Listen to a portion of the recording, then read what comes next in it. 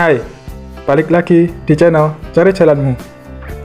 Di kehidupan kita, baik saat sekolah, kuliah, atau saat kerja, pasti kita pernah disuruh untuk membuat presentasi.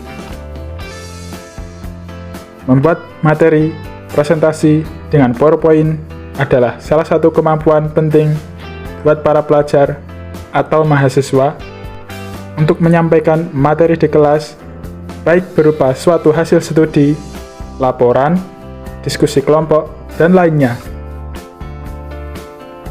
Maka dari itu, penting untuk kita ketahui hal-hal apa saja yang harus jadi pertimbangan saat membuat materi presentasi.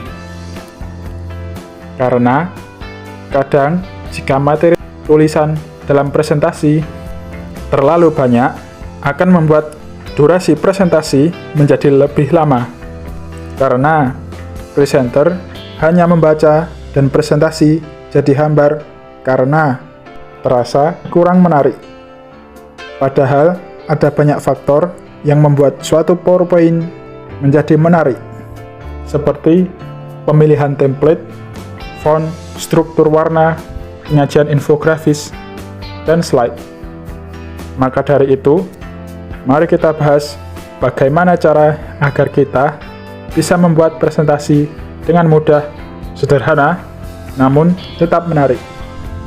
Pertama, siapkan aplikasi PowerPoint.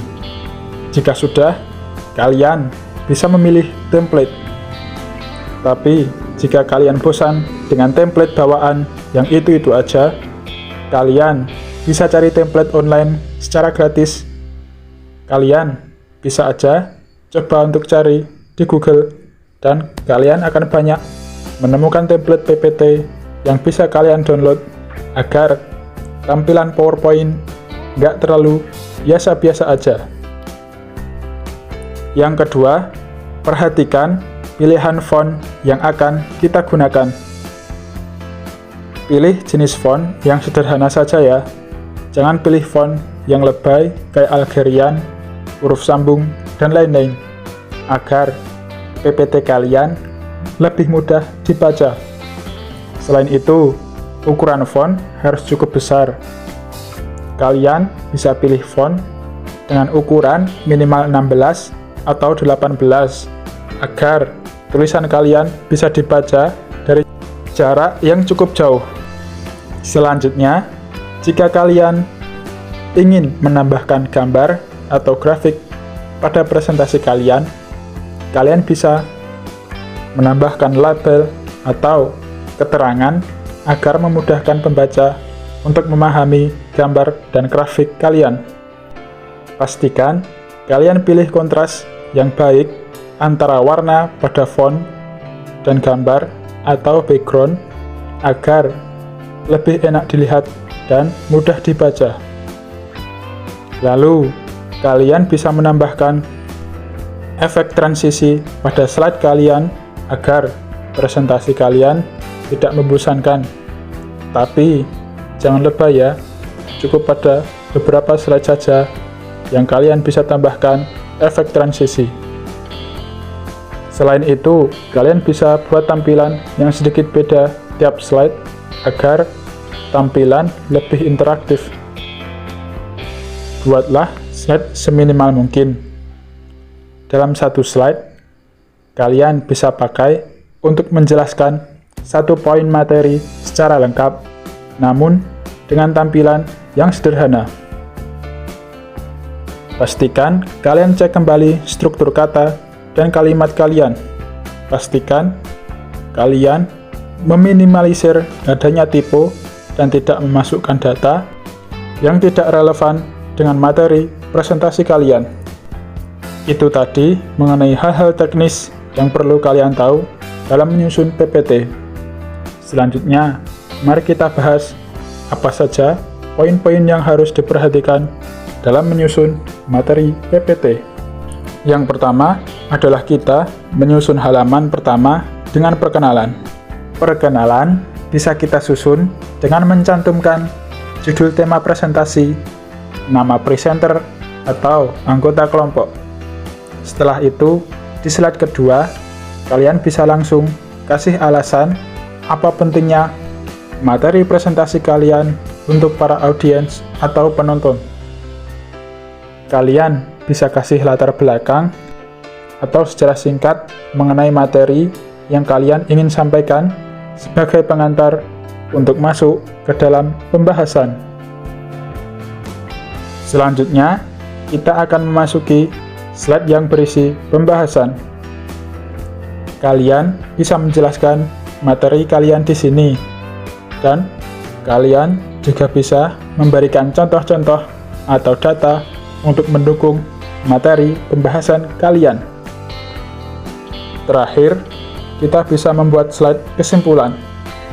Pada slide ini, kalian bisa menuliskan kembali poin-poin penting pada materi kalian dan membuat kesimpulan yang bisa menyajikan intisari dan garis besar pembahasan materi kalian. Selanjutnya, akan lebih bagus jika kalian menyajikan slide kosong untuk proses tanya-jawab.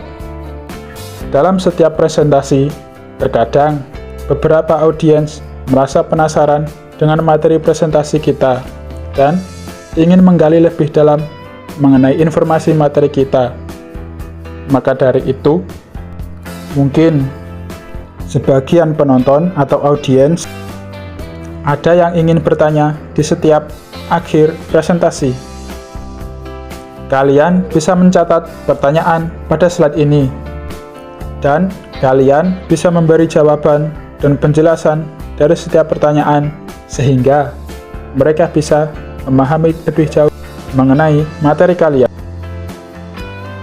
Setelah memahami bagaimana cara menyajikan slide PPT yang menarik dan mudah dibaca, sekarang mari kita bahas mengenai bagaimana cara menyusun materi dalam PPT. Yang pertama, pahami dulu materinya dan pastikan kalian menulis apa yang kalian pahami. Jika mungkin kalian merasa kekurangan atau nggak ada waktu untuk memahami, kalian bisa menulis dulu materinya, lalu kalian baca lagi untuk kalian pahami materinya dan disusun sesuai alur. Yang kedua, kalian bisa tekankan di awal presentasi apa pentingnya materi Anda kepada audiens. Pastikan materi yang kalian cantumkan di PPT adalah poin-poin utamanya saja dan tidak bertele-tele, sehingga dalam satu slide tidak penuh dengan tulisan dan terlihat membosankan. Jadi, pastikan kalian kasih materi secara to the point ya. Gunakan kalimat singkat dan jelas pada setiap judul bab dan poin-poin penjelasan. Dalam kalimat pendukung yang menjelaskan setiap bab, kalian bisa menulis 3 hingga 5 kalimat saja. Sisanya, kalian bisa langsung kasih penjelasan secara lisan.